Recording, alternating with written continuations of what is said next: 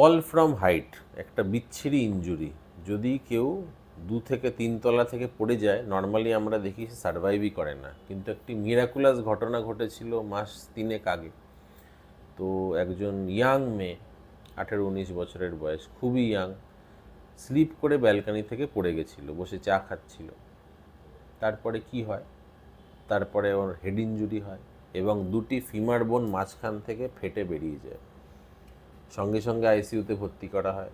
Next দিন আমরা ওর operation করি।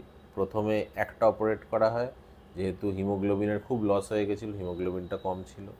2 দিন বাদে আর একটা অপারেট করা হয় এবং আস্তে আস্তে আস্তে আস্তে রিকভার করতে করতে ও এখন এমন পর্যায়ে পৌঁছেছে যে এখন ফাইনালি অফিস জয়েন করেছে।